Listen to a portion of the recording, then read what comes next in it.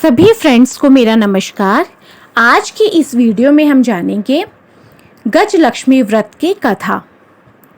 तो बोलो लक्ष्मी माता की जय।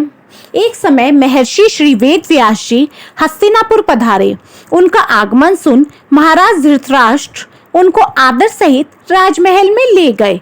स्वर्ण सिंहासन पर विराजमान कर उनका पूजन किया। श्री व्यास जी से माता कुंती तथा गांधारी ने हाथ जोड़कर प्रश्न किया, हे महामुने, आप त्रिकालदर्शी हैं, अतः आपसे हमारी प्रार्थना है कि आप हमको कोई ऐसा सरल व्रत तथा पूजन बताएं जिससे हमारा राज्य, लक्ष्मी, सुख, संपत्ति, पुत्र पौत्र आदि व परिवार सुखी रहे। इतना सुन श्री वेदव्यास जी कहने लगे, हम एक ऐसे व्रत का पूजन व वर्णन कहते हैं जिससे सदा लक्ष्मी जी का निवास होकर सुख समृद्धि की वृद्धि होती है। यह श्री महालक्ष्मी जी का व्रत है। इसे गज लक्ष्मी व्रत भी कहा जाता है, जिसे प्रतिवर्ष अश्विनी कृष्ण अष्टमी को विधिवत किया जाता है। हे महामुने, इस व्रत की विधि हमें विस्तार पूर्वक बताने की कृपा करे। तब कुंती जी ने व्यास जी को बोला। तब व्यास जी बोले, हे देवी, यह व्रत भाद्रपद शुक्ल अष्टमी से प्रारंभ किया जाता है। इस दिन स्नान करके 16 सूत के धागों का डोरा बनाएं, उसमें 16 गांठ लगाए, हल्दी से पीला करें।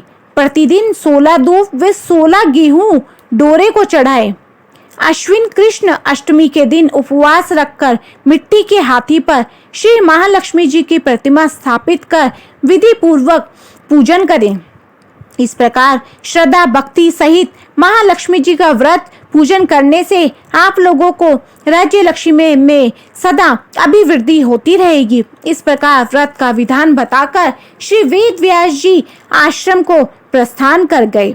इधर समय अनुसार भाद्रपद शुक्ल अष्टमी से गांधारी तथा कुंती अपने अपने महलों में नगर की स्त्रियों का सहित व्रत का आरंभ करने लगी।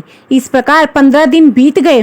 16वें दिन अश्विनी कृष्ण अष्टमी के दिन गांधारी ने नगर की सभी प्रतिष्ठित महिलाओं को पूजन के लिए अपने महल में बुलावा दिया।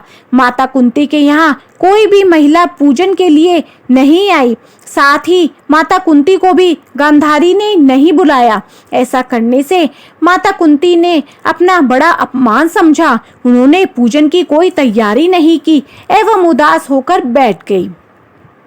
तब पांचों पांडव युधिष्ठिर, अर्जुन, भीम, नकुल और सहदेव महल में आए तो कुंती को उदास देकर पूछा, हे माते, आप इस प्रकार उदास क्यों हैं? आपने पूजन की तैयारी क्यों नहीं की? तब माता कुंती ने कहा, हे पुत्र, आज महालक्ष्मी जी के व्रत का उत्सव गांधारी के महल में मनाया जा रहा है। उन्होंने नगर की समस्त महिलाओं को बुला लिया और उसके 100 पुत्रों ने मिट्टी का एक विशाल हाथी बनाया, जिसके कारण सभी महिलाएं उस बड़े हाथी का पूजन करने के लिए गांधारी के यहाँ चली गई, लेकिन मेरे यहाँ नहीं आई। यह सुनकर अर्जुन ने कहा, हे माता, आप पूजन की तैयारी करें और नगर में बुलावा लगवा दें कि हमारे यहाँ स्वर्ग के ऐरावत हाथी की पूजा होगी। इधर माता कुंती ने नगर में ढिंडोरा पिटवा दिया और पूजा की विशाल तैयारी होने लगी। उधर अर्जुन ने बाण के द्वारा स्वर्ग से ऐरावत हाथी को बुला लिया। इधर सारे नगर में शोर मच गया कि कुंती के महल में स्वर्ग से इंद्र का ऐरावत हाथी पृथ्वी पर उतरकर पूजा करवाएगा। समाचार को सुनकर नगर के सभी नर नारी, बालक एवं वृद्धों की भीड़ एकत्र होने लगी। उधर गांधारी के महल में हलचल मच गई। वहां एकत्र हुई सभी महिलाएं अपनी अपनी थालियां लेकर कुंती के महल की ओर जाने लगी। देखते ही देखते कुंती का सारा महल ठसाठस भर गया। माता कुंती ने ऐरावत को खड़ा करने हेतु अनेक रंगों के चौक पुरवाकर नवीन रेशमी वस्त्र बिछवा दिए। नगरवासी स्वागत की तैयारी में फूल, माला, अबीर, गुलाल, केसर हाथों में लिए पंक्तिबद्ध खड़े थे। जो स्वर्ग से ऐरावत हाथी पृथ्वी पर उतरने लगा तो उसके आभूषणों की ध्वनि गूंजने लगी। ऐरावत के दर्शन होते ही जय जयकार के नारे लगने लगे। सायंकाल के समय इंद्र का भेजा हुआ हाथी ऐरावत माता कुंती के भवन के चौक में उतर आया। तब सब नर नारियों ने पुष्प, माला, अबीर, गुलाल, केसर आदि सुगंधित पदार्थ चढ़ाकर उनका स्वागत किया। राज्य पुरोहित द्वारा ऐरावत पर महालक्ष्मी जी की मूर्ति स्थापित करके वेद मंत्र उच्चारण द्वारा पूजन किया गया। नगर वासियों ने भी महालक्ष्मी पूजन किया। फिर अनेक प्रकार के पकवान लेकर ऐरावत को खिलाए और यमुना का जल उसे पिलाया। राज्य पुरोहित द्वारा स्वसित वाचन करके महिलाओं द्वारा महालक्ष्मी का पूजन करवाया गया। 16 गांठों वाला डोरा लक्ष्मी जी को चढ़ाकर अपने अपने हाथों में बांध लिया। ब्राह्मणों को भोजन कराया गया। दक्षिणा के रूप में स्वर्ण आभूषण, वस्त्र आदि दिया गया। तत्पश्चात महिलाओं ने मिलकर मधुर संगीत लहरियों के साथ भजन कीर्तन कर संपूर्ण रात्रि महालक्ष्मी व्रत का जागरण किया।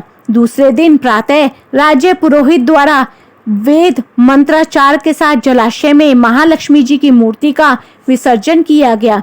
फिर ऐरावत को विदा कर इंद्रलोक को भेज दिया गया। इस प्रकार जो स्त्रियां भी श्री महालक्ष्मी जी का विधि पूर्वक व्रत एवं पूजन करती हैं, उनके घर धन धान्य से पूर्ण रहते हैं तथा उनके घर में महालक्ष्मी जी सदा निवास करती है। इस हेतु महालक्ष्मी जी की यह स्तुति अवश्य बोले। महालक्ष्मी नमस्तुभ्यम नमस्तुभ्यम सुरेश्वरी, हरिप्रिय नमस्तुभ्यम नमस्तुभ्यम दयानिधे। तो बोलो महालक्ष्मी जी की जय, गजलक्ष्मी व्रत की जय। सो फ्रेंड्स, आपको मेरी ये वीडियो पसंद आई है तो मेरी वीडियो को लाइक, शेयर एंड सब्सक्राइब जरूर कीजिए। Thank you for watching. Bye.